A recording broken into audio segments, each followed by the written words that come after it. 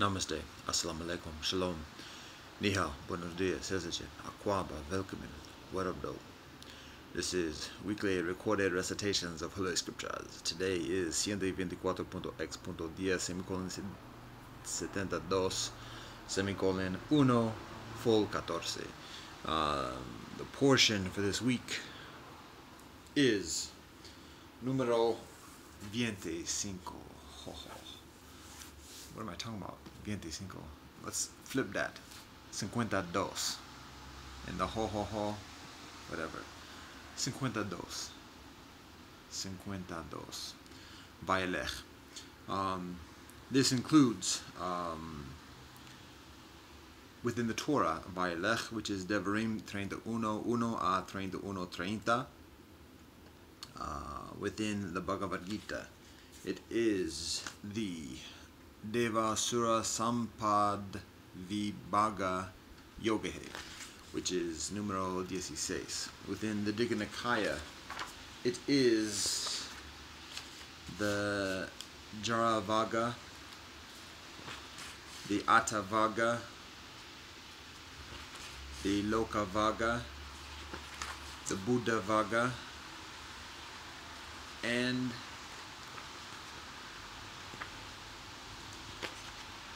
the Sukavaga, which are numeros 11 a 15 in the Dhammapada.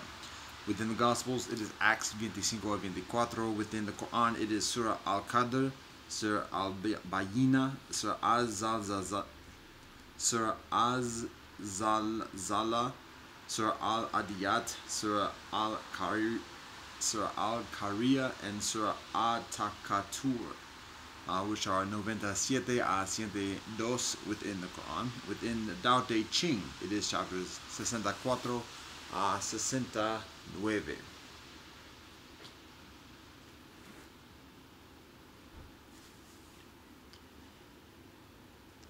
Bismillah ar-Rahman ar-Rahim. Allahu Akbar. Deus nos daqui essenciales santificato nomen tuum, Vayelech sanam. Dao kudao fehundao. Ja. Baruch ata Adonai Eloheinu melech haolam, hamodzi lechem min haaretz. Amen. Kyrie eleison. Seva mastu sabrikatahim. Sabe sata bavantu sukitatam. Vagabir. Ubuntu. Shabana. Fekako. Akwaba. Upendona amani. Wumijaka. Sheshe. Kamosunida. Domo arigato. Pilama yelo wakantakon. Talk or dokashin good. God, we thank you for all that you bless us. Go with the God. Ata Jamia Yata Afna. Aho. Om Shanti Shanti Shanti. Amen.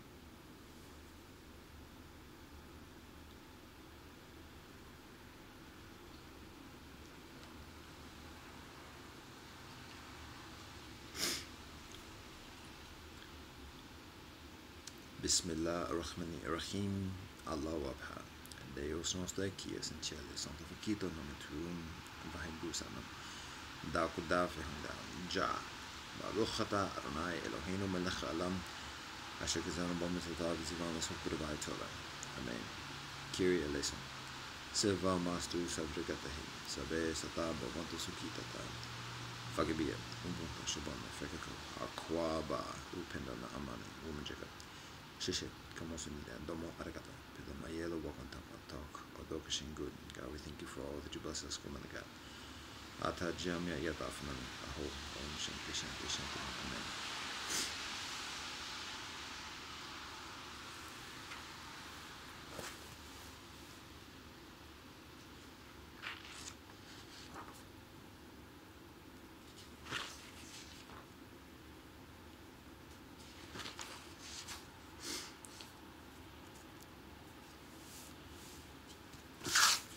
Torah, Vayelech, Devarim 31, 1 a 31, 30.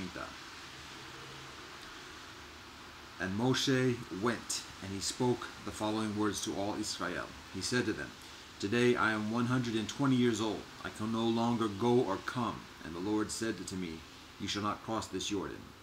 The Lord your God, Adonai, will cross before you. Adonai will destroy these nations from before you so that you will possess them. Yehoshua, he will cross before you as the Lord has spoken.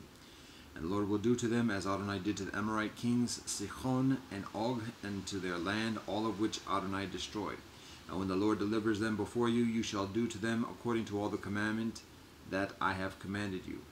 Be strong and courageous, neither fear nor be dismayed of them. For the Lord your God, Adonai, is the one who goes with you. Adonai will neither fail you nor forsake you.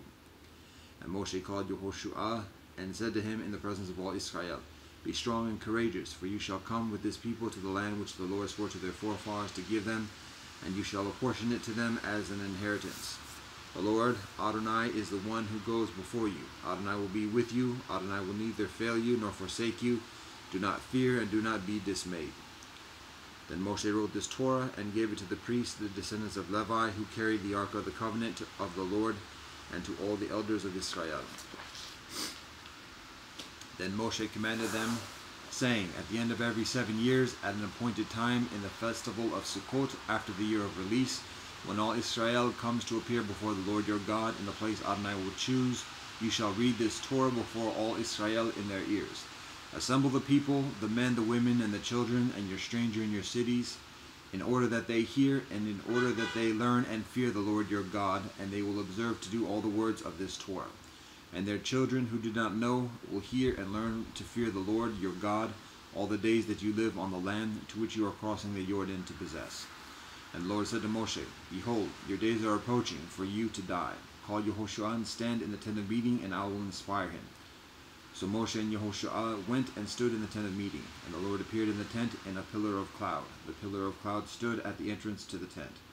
And the Lord said to Moshe, Behold, you are about to lie with your forefathers, and this nation will rise up and stray after the deities of the nations of the land into which they are coming, and they will forsake me and violate my covenant which I made with them. And my fury will rage against them on that day, and I will abandon them and hide my face from them, and they will be consumed, and many evils and troubles will befall them. And they will say on that day, Is it not because our God is no longer amongst us, that these evils have befallen us? And I will hide my face on that day because of all the evil they have committed when they turn it to other deities. And now write for yourselves this song and teach it to the children of Israel. Place it into their mouths, in order that this song will be for me as a witness for the children of Israel. When I bring them to the land which I have sworn to their forefathers to give them, a land flowing with milk and honey, they will eat and be satisfied and live on the fat of the land. Then they will turn to other deities and serve them, provoking me and violating my covenant. And it will be when they will encounter many evils and troubles, this song will bear witness against them, for it will not be forgotten from the mouth of their offspring. For I know their inclination, what they are planning to do today, even before I bring them into the land which I have sworn to give them. And Moshe wrote this song on that day, and taught it to the children of Israel. And Adonai commanded Yehoshua the son of Nun, and said, Be strong and courageous, for you shall bring the children of Israel to the land that I have sworn to them, and I will be with you. And it was when Moshe finished writing the words of this Torah in a scroll until their very completion, that Moshe commanded the Levites who carried the ark of the covenant of the Lord, saying, Take this Torah scroll and place it alongside the ark of the covenant of the Lord your God, and it will be there as a witness.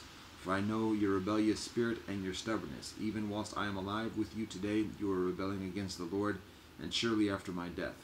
Assemble to me all the elders of your tribes and your officers, and I will speak these words into their ears, and I will call upon the heaven and the earth as witnesses against them. For I know that after my death you will surely become corrupted, and deviate from the way which I had commanded you. Consequently, the evil will befall you at the end of days, because you did evil in the eyes of the Lord, to provoke Adonai to anger through the works of your hands. Then Moshe spoke it into the ears of the entire assembly of Israel, the words of the following song, until their completion.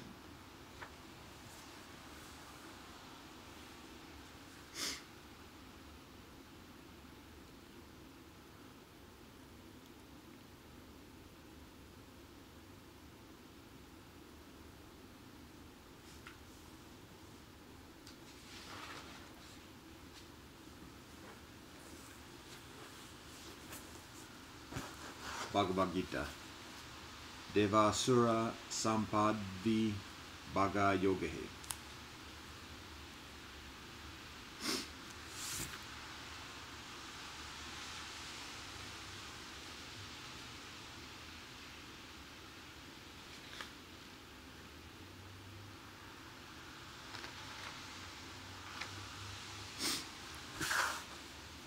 Sri Krishna says, fearlessness, purity of heart, steadfastness in knowledge and yoga, charity, self-control and sacrifice, study of the scriptures, austerity and uprightness, non-violence, truth and freedom from anger, renunciation, tranquility and aversion to slander, compassion to beings and freedom from covetousness, gentleness, modesty and absence of fickleness, courage, forgiveness and fortitude, purity and freedom from malice and overweening pride. These belong to him who is born with divine treasures. Ostentatious arrogance and self-conceit, anger, rudeness and ignorance. These belong to him who is born to the heritage of the demons. The divine treasures are said to be for the purpose of liberation, and the heritage of the demons for bondage. Grieve not, O Pandava, you are born with divine treasures. There are two types of beings created in this world, the divine and the demoniac. The divine have been described at length. Hear now from me, O Partha, concerning the demoniac. Men of demoniac nature know not what to do and what to refrain from doing. Purity is not in them, nor benevolent conduct, nor truth. They say the world is devoid of truth, without a virtuous basis, and without a God. It is brought about by the union of male and female, and lust alone is its cause. What else? Holding such a view, these lost souls of little understanding and fierce deeds rise as the enemies of the world for its destruction. Giving themselves up to insatiable desires full of hypocrisy, pride, and arrogance, they hold false views through delusion and act with impure resolve. Beset with innumerable cares which will end only with death, looking on the gratification of desire as their highest goal, and feeling sure that this is all. Bound by 100 ties of hope, given up wholly to lust and wrath, they strive, by unjust means, to amass wealth for the satisfaction of their passions. This I have gained today, and that longing I will fulfill. This wealth is mine, and that also shall be mine in the future. That enemy I have slain, and others too I will slay. I am the master of all. I enjoy, I am prosperous, mighty, and happy. I am rich, I am of high birth. Who else is equal to me? I will offer sacrifice, I will give, I will rejoice. Thus deluded by ignorance, bewildered by many fancies, entangled in the meshes of delusion, addicted to the gratification of lust, they fall into a loathsome hell. Self-honored, haughty, filled with the pride of the intoxication of wealth, they ostentatiously perform sacrifices which are so only in name, in utter disregard of precepts. Possessed of egotism, power, and pride, and also of lust and wrath, these people, envious by nature, hate me in the bodies of others and in their own. These cruel haters, these evildoers, these vilest of men, I hurl away always into the wombs of the demons in the cycle of birth and deaths, in the cycle of births and deaths. Having fallen into the wombs of the demons and being deluded from birth to birth, they never attain me, O son of Kuti, but go further down to the lowest state. 3 are the gateways of this hell, leading to the ruin of the self: lust, wrath, and greed. Therefore let man renounce these 3. The man who has escaped these 3 gates of darkness, O son of Kunti, practices what is benevolent for himself, and thus attains the supreme goal. He who discards the injunctions of the scriptures and acts upon the impulse of desire attains neither perfection nor happiness, nor the supreme goal.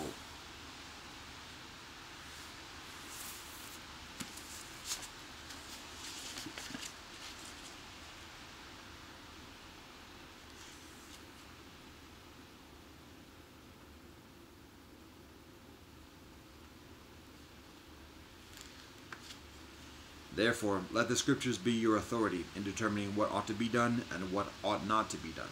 Having learned the injunctions of the scriptures, you should do your work in the world.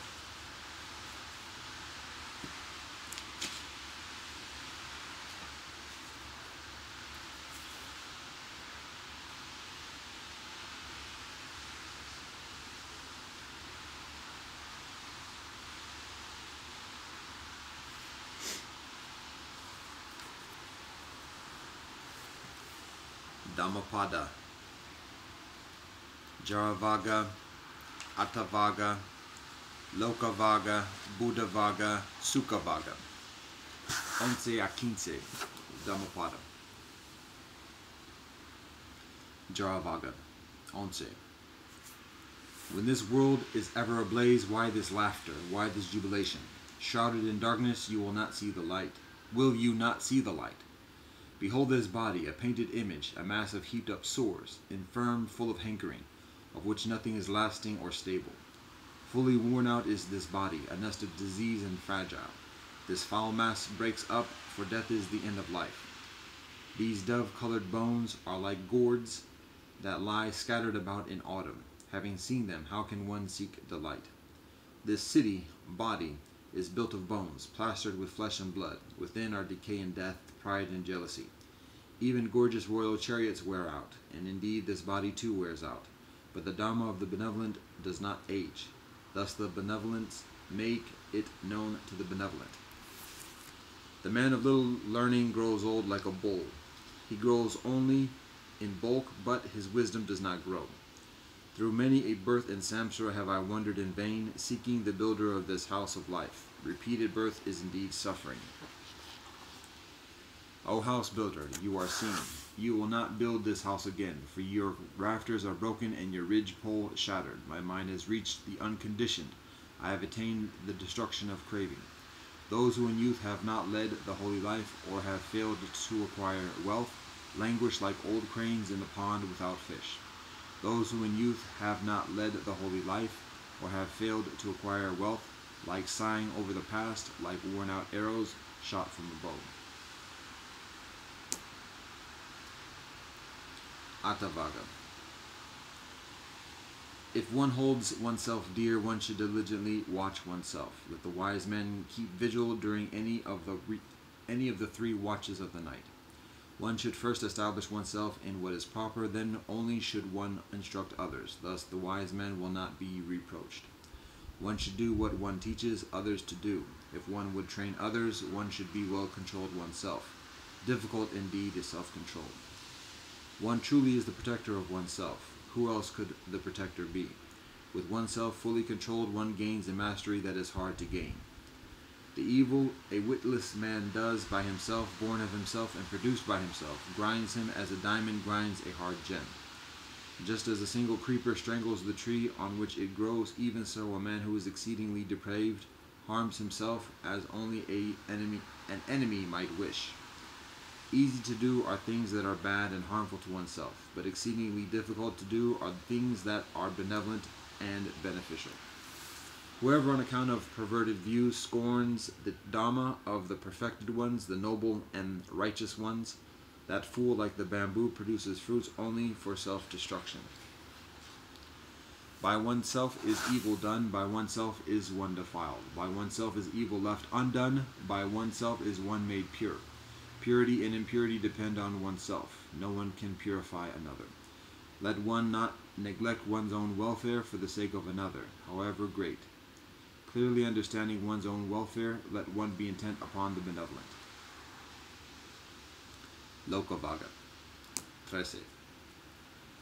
Follow not the vulgar way, live not in heedlessness, hold not false views, linger not long in worldly existence.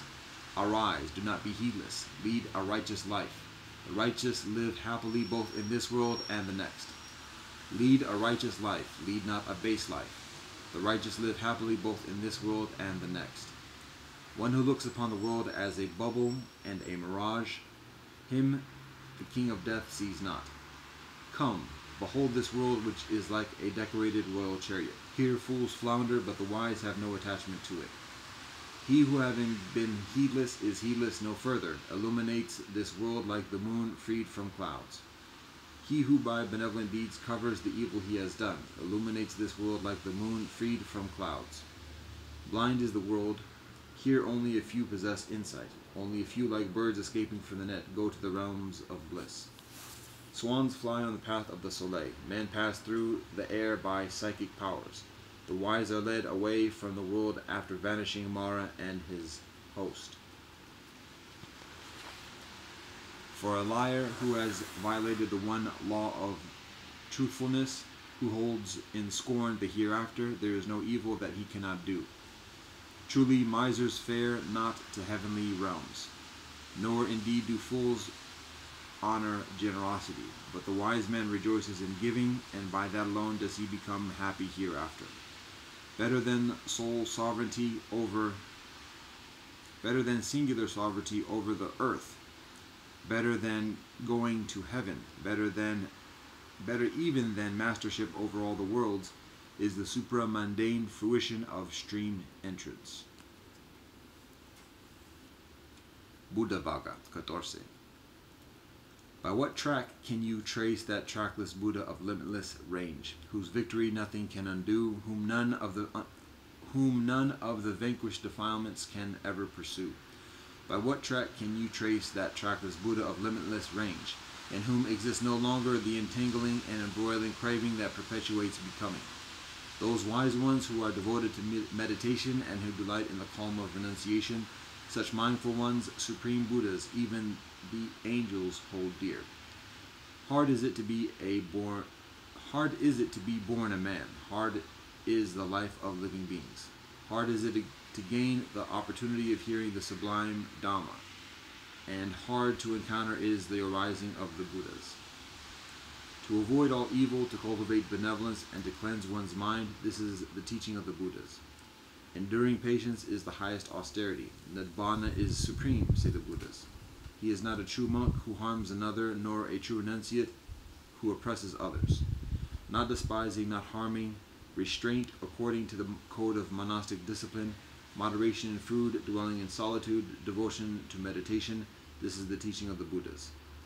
There is no satisfying sensual desires, even with the rain of gold coins, for sensual pleasures give little satisfaction and much pain. Having understood this, the wise man finds no delight even in heavenly pleasures. The disciple of the Supreme Buddha delights in the destruction of craving.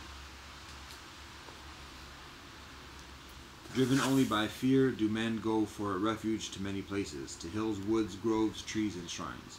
Such indeed is no safe refuge. Such is not the refuge supreme. Not by resorting to such a refuge is one released from all suffering. He who has gone for refuge to the Buddha, the Dharma, and his Sangha, penetrates with transcendental wisdom the Four Noble Truth. Suffering, the cause of suffering, the cessation of suffering, and the Noble Eightfold Path leading to the cessation of suffering. This indeed is the safe refuge, this the refuge supreme. Having gone to such a refuge, one is released from all suffering. Hard to find is the thoroughbred man, the Buddha. He is not born everywhere. Where such a wise man is born, that clan thrives happily. Blessed is the birth of the Buddhas, blessed is the enunciation of the sacred Dharma. Blessed is the harmony in the Sangha, and blessed is the spiritual pursuit of the truth seeker. He who reveres those worthy of reverence, the Buddhas and their disciples, who have transcended all obstacles and passed beyond the reach of sorrow and lamentation, he who reveres such peaceful and fearless ones, his merit none can compute by any measure. Sukhavagga 15. Happy indeed we live, friendly amidst the hostile. Amidst hostile men we dwell free from hatred. Happy indeed we live, friendly amidst the afflicted by craving. Amidst afflicted men we dwell free from affliction. Happy indeed we live, free from avarice amidst the avaricious. Amidst the avaricious men we dwell free from avarice. Happy indeed we live, we who possess nothing. Feeders on joy we shall be, like the radiant angels. Victory begets enmity, the defeated dwell in pain. Happily the peaceful live, discarding both victory and defeat. There is no fire like lust, and no crime like hatred. There is no ill like the aggregates of existence, and no bliss higher than the peace of Nibbana. Hunger is the worst disease, conditioned things the worst suffering. Knowing this as it truly is, the wise realize Nibbana, the highest bliss. Health is the most precious gain, and contentment the greatest wealth. A trustworthy person is the best kinsman, Nibbana the highest bliss. Having savored the taste of solitude and peace of Nibbana, pain-free and stainless he becomes, drinking deep the taste of the bliss of the Dhamma. Benevolent is it to see the noble ones, to live with them is ever blissful. One will always be happy by not encountering fools. Indeed, he who moves in the company of fools grieves for longing. Association with fools is ever painful, like partnership with an enemy, but association with the wise is happy, like meeting one's own kinsman. Therefore follow the noble one, who is steadfast, wise, learned, dutiful, and devout. One should follow only such a man, who is truly benevolent and discerning, even as the moon follows the path of the stars.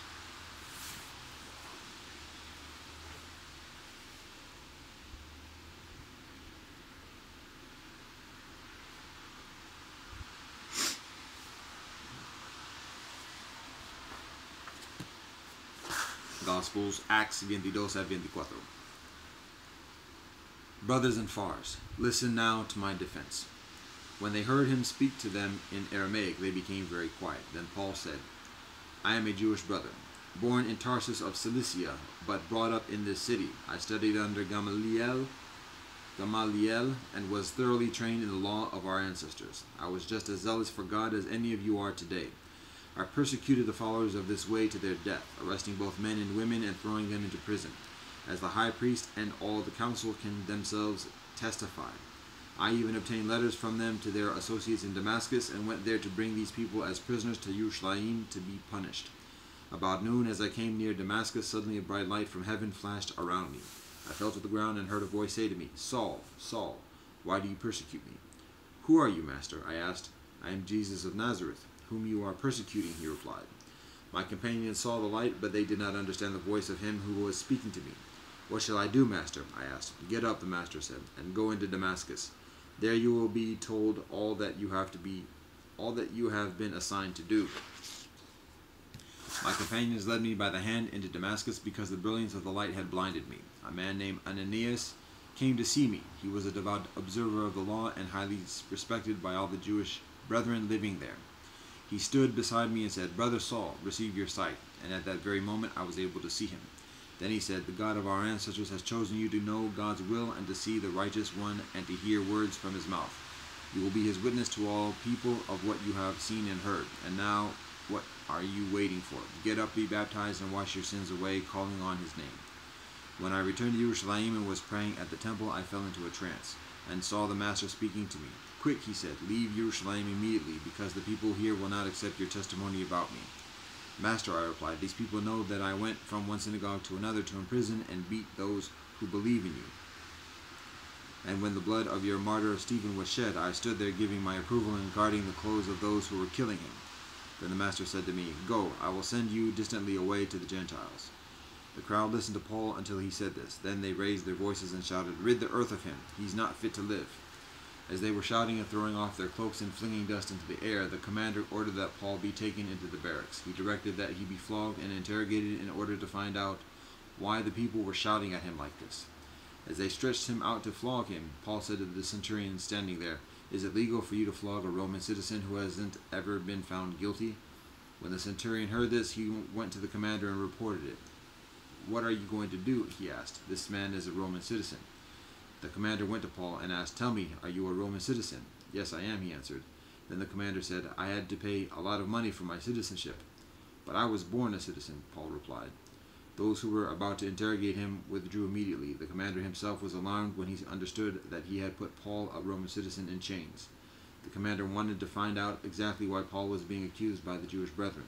So the next day he released him and ordered the chief priests and all the members of the Sanhedrin to assemble. Then he brought Paul and had him stand before them.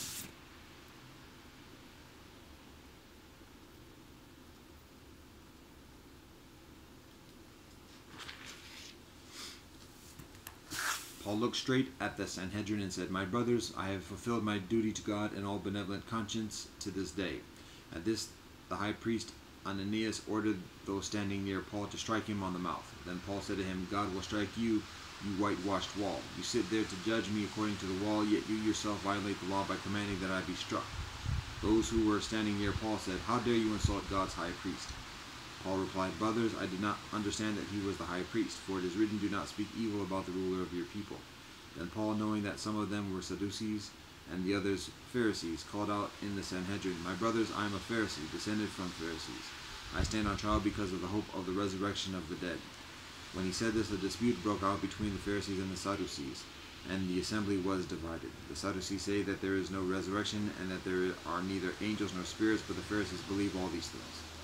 There was a great uproar, and some of the teachers of the law who were Pharisees stood up and argued vigorously. We find nothing wrong with this man, they said. What if a spirit or an angel has spoken to him? The dispute became so violent that the commander was afraid Paul would be torn to portions by them. He ordered the troops to go down and take him away from them by force and bring him into the barracks. The following night the master stood near Paul and said, Take courage, as you have testified about me in Jerusalem, so you must also testify in Rome. The next matin some Jewish brethren formed a conspiracy and bound themselves with an oath not to eat or drink until they had killed Paul.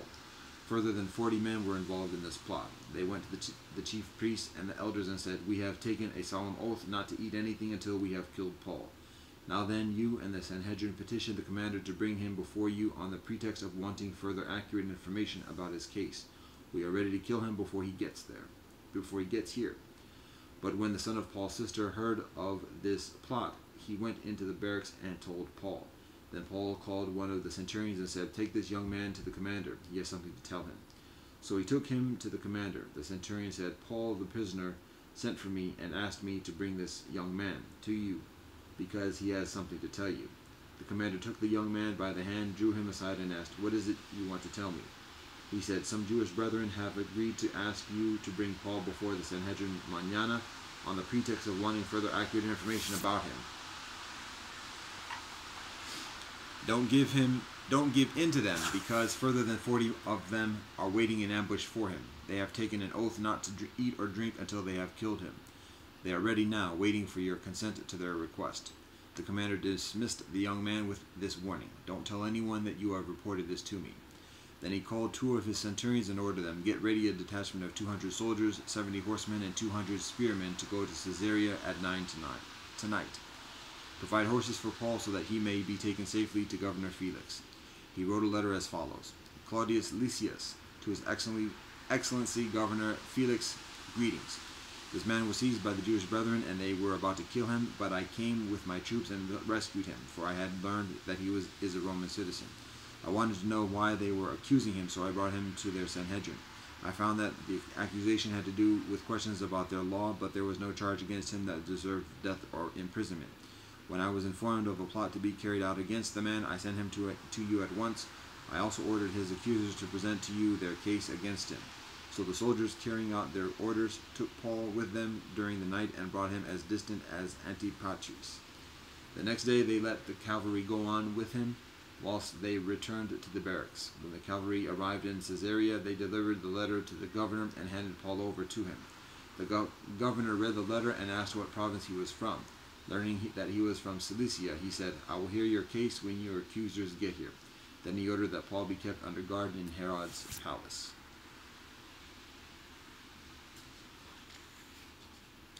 5 days later, the high priest Ananias went down to Caesarea with some of the elders and a lawyer named Tertullus, and they brought their charges against Paul before the governor. When Paul was called in, Tertullus presented his case before Felix.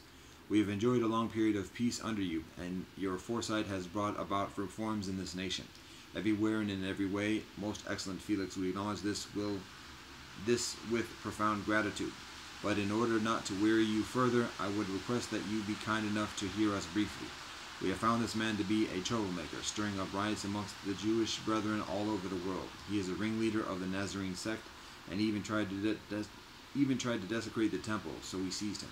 By examining him yourself, you will be able to learn the truth about all these charges we are bringing against him." The other Jewish brethren joined in the accusation, asserting that these things were true. When the governor motioned for him to speak, Paul replied, "I know that for a number of years you have been a judge over this nation, so I gladly make my defense. You can easily verify that no further than 12 days ago I went up to Jerusalem to worship. My accusers did not find me arguing with anyone at the temple or stirring up a crowd in the synagogues or anywhere else in the city, and they cannot prove to you the charges they are now making against me. However, I admit that I worship the God of our ancestors as a follower of the way, which they call a sect. I believe everything that is in accordance with the law and that is written in the prophets, and I have the same hope in God as these men themselves have, that there will be a resurrection of both the righteous and the wicked. So I strive always to keep my conscience clear before God and men. After an absence of several years, I came to Jerusalem to bring my people gifts for the poor and to present offerings. I was ceremonially clean when they found me in the temple courts doing this. There was no crowd with me, nor was I involved in any disturbance. But there are some Jewish brethren from the province of Asia who ought to be here before you and bring charges if they have anything against me. Or these who are here should state what crime they found in me when I stood before the Sanhedrin. Unless it was this one thing I shouted as I stood in their presence. It is concerning the resurrection of the dead that I am on trial before you today." Then Felix, who was well acquainted with the way, adjourned the proceedings. When Lysias, the commander, comes, he said, "I will decide your case." He ordered the centurion to keep Paul under guard, but to give him some freedom and permit his friends to take care of his needs. Several days later, Felix came with his wife Drusilla, who was Jewish. He sent for Paul and listened to him as he spoke about faith in Christ Jesus. As Paul talked about righteousness, self-control, and the judgment to come, Felix was afraid and said, "That's enough for now. You may leave. When I find it convenient, I will send for you."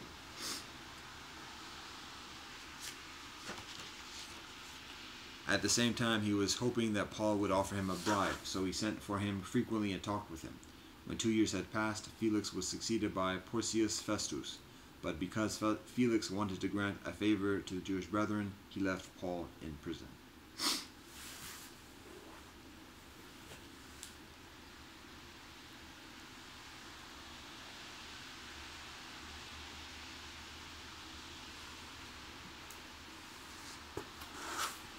Quran, Surah Al-Qadr, Surah Al-Bayyina, Surah Al-Zalzala, Surah Al-Adiyat, Surah Al-Qariyah, Surah Al-Takatur, 97 a 102. Surah Al-Qadr, 97. Bismillah ar-Rahman ar-Rahim. In the name of Allah, most gracious, most merciful. Verily we have sent it, this Quran, down in the night of Al-Qadr, decree. And what will make you know what the night of Al-Qadr, decree, is? The night of Al-Qadr, decree, is better than 1,000 months. Worshipping Allah in that night is better than worshipping Allah 1,000 months. 83 years and 4 months. Therein descend the angels and the Ruh, Jibril, by Allah's permission with all decrees, peace, salam. All that night there is peace and benevolence from Allah to Allah's believing slaves until the appearance of dawn.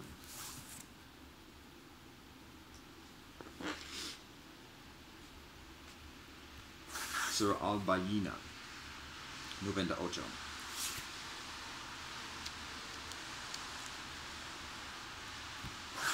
Bismillah ar-Rahman ar-Rahim. In the name of Allah, most gracious, most merciful.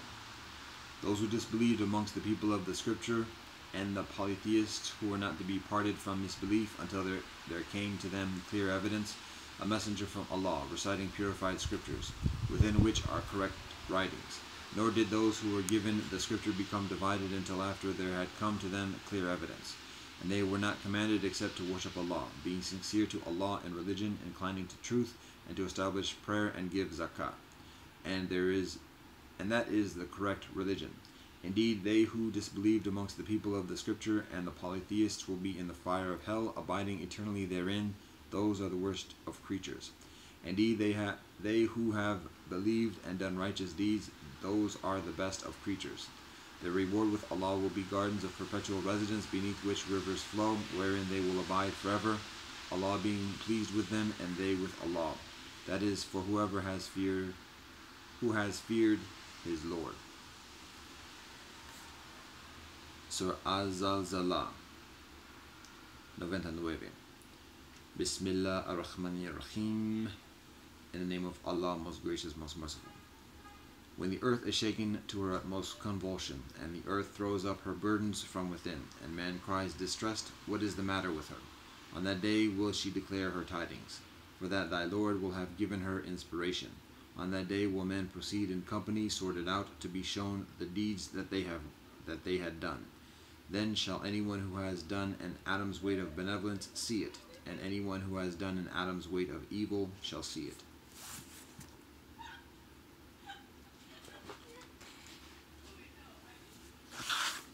Surah Al-Adiyat, 100. Bismillah ar-Rahman ar-Rahim. In the name of Allah, most gracious, most merciful.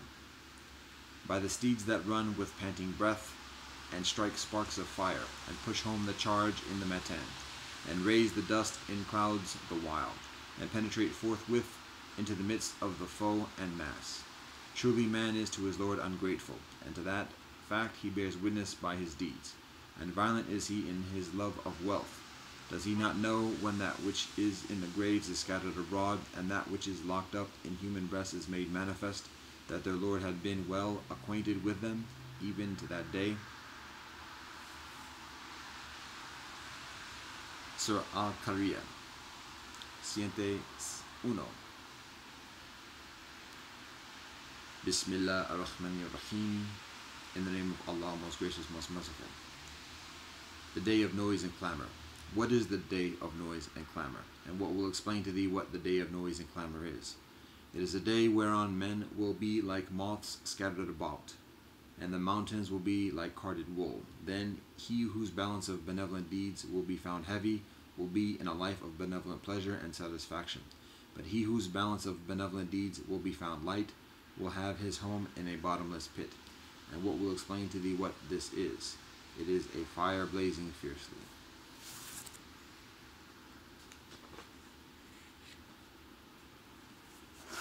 Surah Takatur, Siente 2. Bismillah ar-Rahman ar-Rahim. In the name of Allah, most gracious, most merciful. The mutual rivalry for piling up the benevolent things of this world divert you from the further serious things, until ye visit the graves. But nay, ye soon shall know the reality. Again, ye soon shall know. Nay, were ye to know with certainty of mind, ye would beware. Ye shall certainly see hellfire. Again, ye shall see it with certainty of sight. Then shall ye be questioned that day about the joy ye indulged in.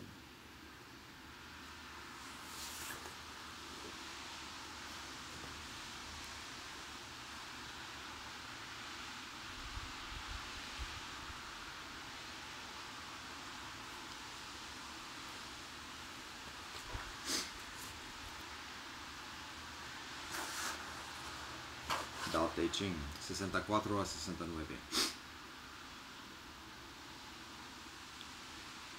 64. When it is peaceful, it is easy to maintain. When it shows no signs, it is easy to plan. When it is fragile, it is easy to break. When it is small, it is easy to scatter. Act on it when it has not yet begun. Treat it when it is not yet chaotic. A tree thick enough to embrace grows from the tiny sapling. A tower of 9 levels starts from the dirt heap. A journey of 1,000 miles begins beneath the feet.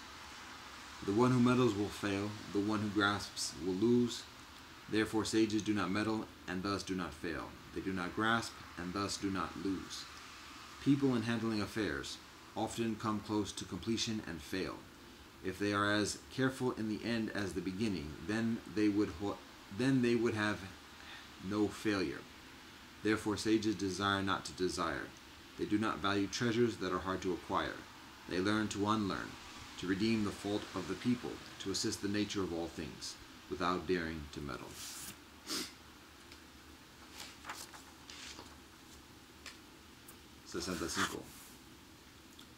Those of ancient times who were adept at the Tao utilized it not to make people brighter, but to keep them simple. The difficulty in governing people is due to their excessive cleverness. Therefore, utilizing cleverness to govern the state is being a thief of the state.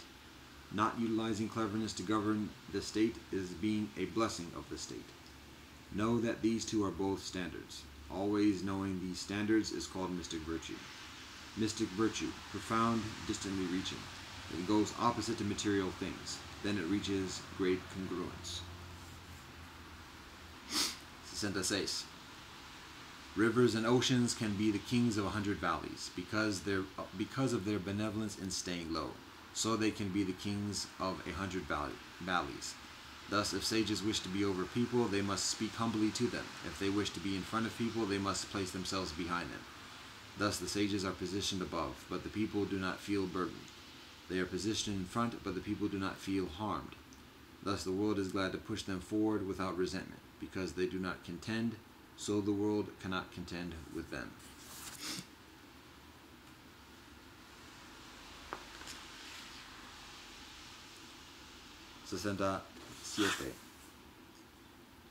Everyone in the world calls my Tao great, as if it is beyond compare.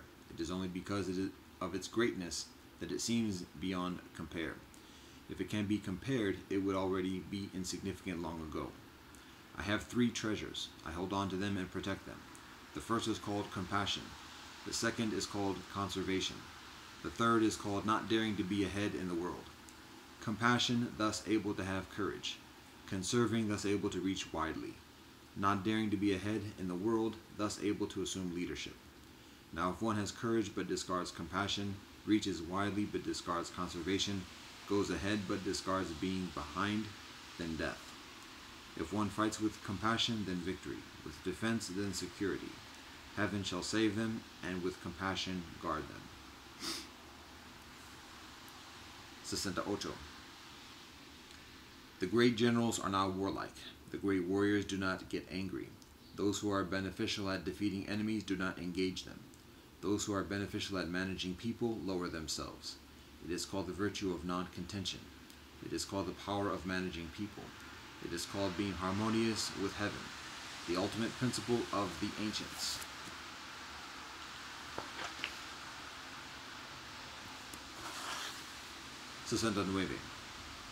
In utilizing the military, there is a saying, I dare not be the host, but prefer to be the guest. I dare not advance an inch, but prefer to withdraw a foot. This is called marching in formation without formation, raising arms without arms, grappling enemies without enemies, holding weapons without weapons. There's no greater disaster than to underestimate the enemy. Underestimating the enemy almost made me lose my treasures. So when evenly matched armies meet, the side that is compassionate shall win.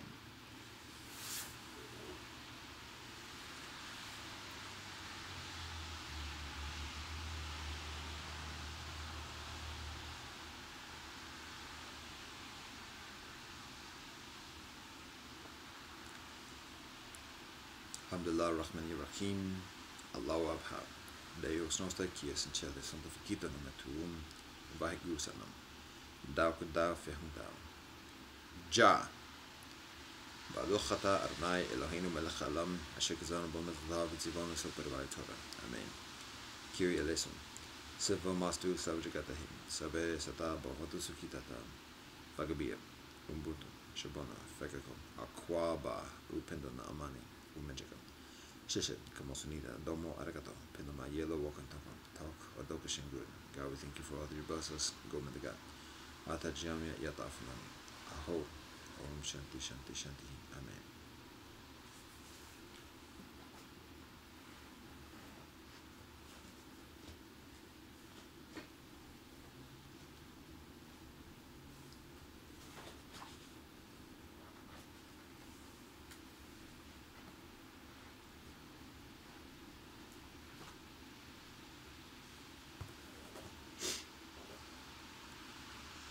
Alhamdulillah Rahman Rahim, Allahu Abha. Deus não está aqui, assim, Tchelle, Santa Fakita no Metum, vai Gusanam. Dao Kudao Fehundao. Ja. Baluchata Arnai Elohinu Melech Alam, Hamotzi Lechem Min Haaretz. Amen. Kiri Eleison. Siva Mastu Sabajgatahim, Sabe Sata Bovotu Sukitata, Vagabia, Umbutu, Shabona, Fekako, Aquaba, Upendana Amani, Umejaka. Shishet, Kamosunida, Domo Arigato, Pilama Yellow Wakata, Talpa Doko Shingu. God, we thank you for all the blessings coming to God. Ata Jamia Yatafanani, Aho, Om Shanti Shanti Shanti. Amen.